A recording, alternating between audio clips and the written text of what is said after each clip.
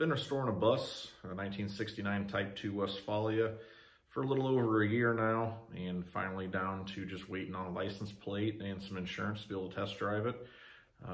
Been pretty big project.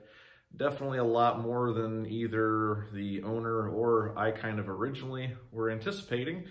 But here we are, and it's finally done, drivable. Got another couple rounds of buffing, and she should be ready for delivery. So I ended up pretty much taking pictures the whole time, every month, sending in progress reports, that kind of stuff, just kind of showing them, where we are, what we're doing. Just all of the can of worms, the onion peeling that we did on this poor thing. Definitely we're a lot more optimistic that it was a lot more solid, and ended up, no, it wasn't. So just figured it'd be kind of neat for both the owner and then someday my children, they're very young, they might remember years down the road that, oh yeah, I remember that whole year where Dad worked on this bus and constantly talking about a bus. I'm more of a classic American muscle car kind of guy, but this was a really neat project. The owner couldn't have been better to work with, and I figured I'd just put this kind of as a little bit of a picture montage, or whatever you want to call it, just to kind of see how this thing just spiraled out of control and ended up being probably one of the nicest examples of a Type 2 in the country. So I haven't seen a whole lot much better built, attention to detail, and he picked out colors, and it's just been a blast to build. So the metal work, once that was over with, it ended up being pretty fun. So take a few minutes, take a look at the pictures. I put them in as much of an order as possible, so forgive me if it's not perfect, but definitely gives you an idea what I went through. And I think he's going to be very happy with what he ended up with, and enjoy.